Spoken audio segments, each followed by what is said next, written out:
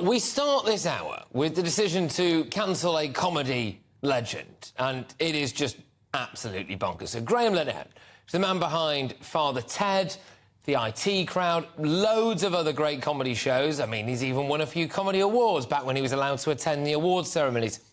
Has been barred from appearing at the Edinburgh Fringe Festival. The venue, Leith Arches, took the decision after coming under, they say, pressure from trans activists. Well, I am very pleased, I'm delighted, in fact, to say that I am now joined by the man himself, Graham Linehan. Graham, thank you very, very much. It's great to have you on the show. Do you want to just explain exactly what happened? Because you were supposed to be doing a show at the Leith Arches, and they released a rather hysterical statement saying, and you know they really meant it because it was, some bits of it were in capital letters, saying things like, they did not know that you were booked and they do not agree with your views and you have been cancelled. What's going on? Oh, well, you know, I've just been doing a little bit of stand-up comedy just to kind of see if I could do it, really. I've developed about 15, 20 minutes of material, and Comedy Unleashed asked me if I'd go to Edinburgh to do it. So yesterday morning, they announced that I was on, and I kind of thought, oh, that's interesting. Things must be changing. Because usually when that's never a good idea. But of course, within 2 hours, they not only cancelled me, but cancelled the whole show. There's about 5 or 6 comedians on, and they all lost their booking because of this decision. So yeah, it was. I genuinely did think those days were over after Joanna Cherry gave the Stand venue in Edinburgh a good spanking, but apparently not. Apparently, they still think they can ban us for you know, perfectly commonplace views that are shared by 99% of the people in this country. Before I go on to some of the acts that are OK to perform at the Fringe, and by the way, some of these are utterly hilarious and a visible sign of societal decline and decay, by the way, but there we go. Your views, your views for which you are now not allowed to perform up and do a comedy routine for include such radical thought, don't they, as not wanting a fully grown man with male genitalia to get changed in a swimming baths somewhere around little girls. Yeah, exactly. Right. And not wanting little children to be told that they're wrong, they've been born in the wrong body, and that the way they'll be really, truly happy is if they take puberty blockers, cut off their genitals or their breasts, and become the opposite sex, which is a disgraceful lie that has been told to children for the last 5 years at least. And, you know, it's a homophobic,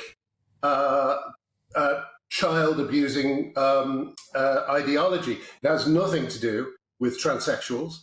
Transsexuals have been long left behind. I'm not sure whether you know this, but transsexuals are actually called true scum by trans rights activists. So that tells you how they think of them. And basically what's happened is that a lot of people have glommed onto the rights of transsexuals for their own ends. Some innocently, some people are just credulous, others are predators, others are con men, and there's various kind of, shall we say, it's a spectrum of people who are taking advantage of this movement.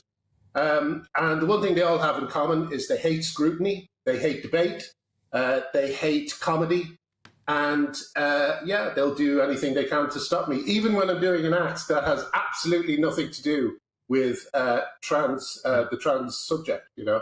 By the way, I have to explain, I'm sweating like a swamp donkey here because I was just enjoying an ice cream and I totally forgot about the show. So I've been running through the streets. So sorry about that. I know, please don't be insulted. It's a bit late for that. It's been a busy day. It's been a busy day, you know? I can imagine. No, I can imagine. And there's a lot to unpack here, because this venue, they're saying that they've had some pushback from people. It's the same voices on Twitter that always pipe up. It's this army, I call them the trans mafia, this lot, who decide to get involved and cancel everything. It's exactly what the mafia would do, isn't it? We don't like your views, so we're going to take your job off you. We're going to come round to where you live. We're going to go and approach your kids. All of that kind of stuff. But in the name of inclusivity, you have been excluded, haven't you? Yeah, yeah. And as I say, the only difference between me and 99% of people is that I don't, most people are too frightened to say these opinions out loud. I think that the vast majority of people do not believe that men can turn into women with surgery or drugs. They're just saying it because they've been told it's a nice thing to say.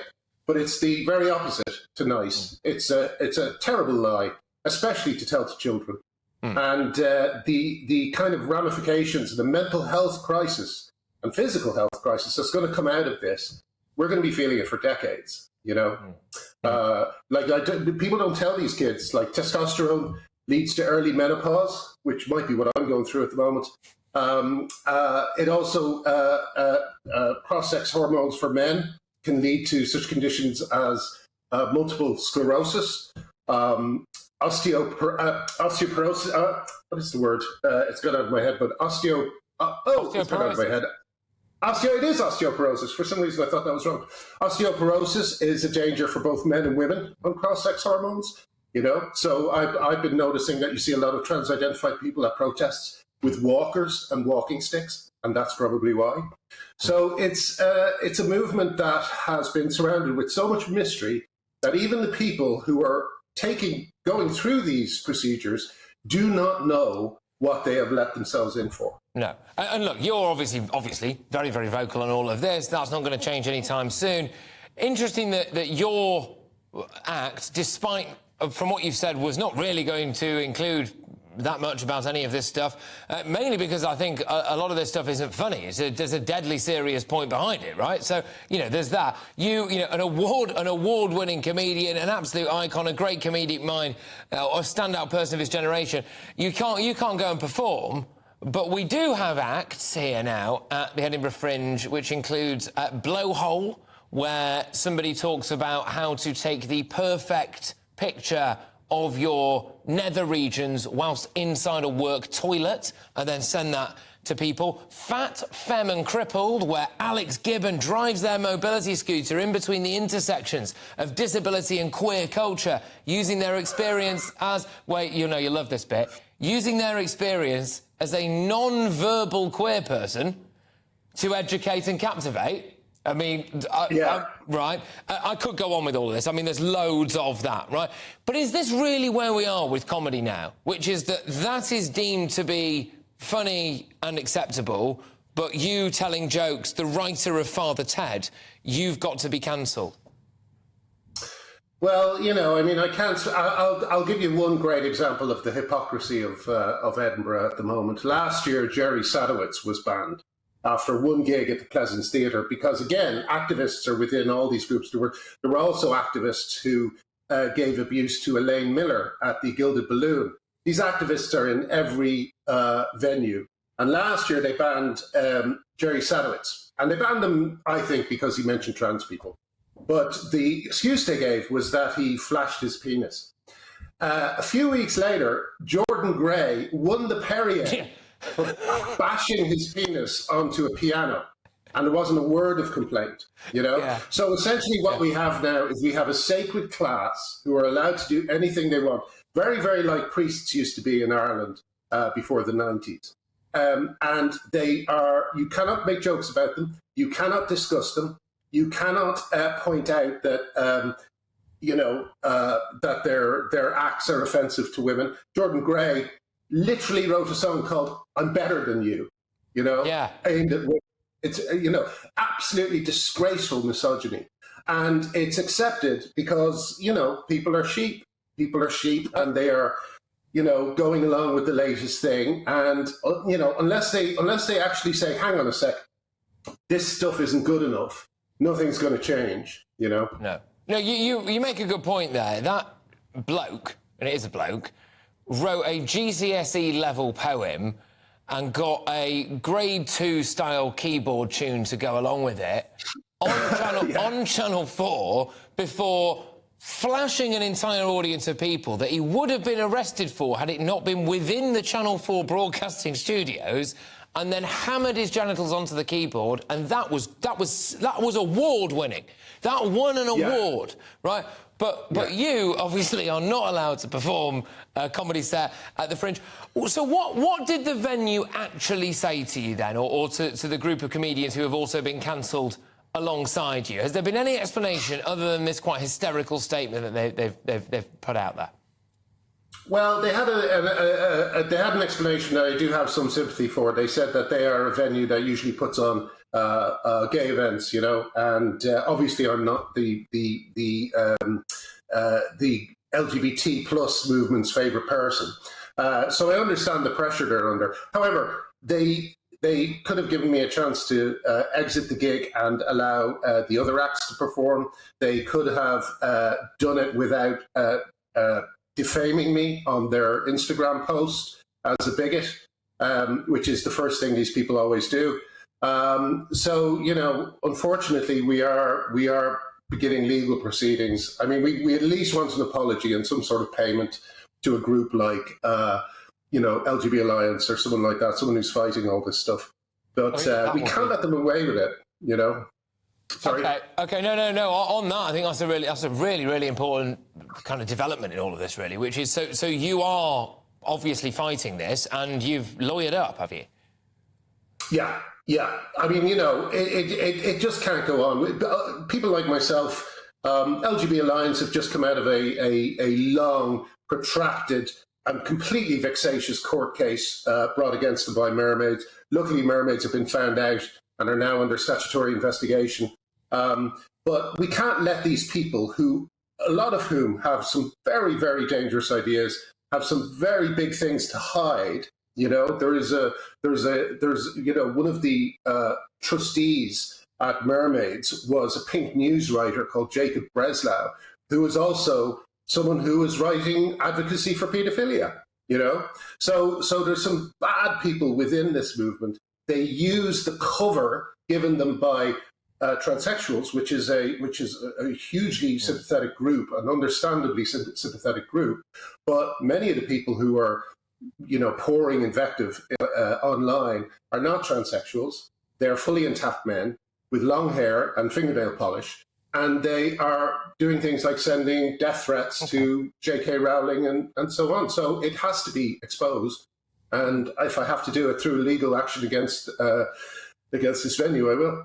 Yeah, no, exactly. Look, I can't remember the name of the individual that you said there, but obviously I have to say they're not here to defend themselves. Mermaids may dispute some of the things that you've said there, but Graham as well, when it comes to people who would push back on this, so the activists who have gone after you, right, they say that your views would be, what, harmful, offensive, I mean, I suppose they would say quivering on the edge of dangerous, wouldn't they, really? How would you respond to that, then?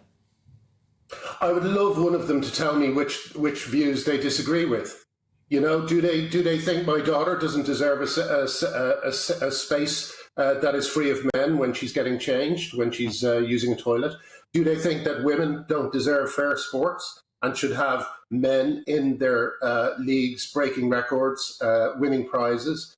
Do they believe that children really need to be placed on puberty blockers? Is there actually a reason for that? I don't think there is. They say it's because of suicide.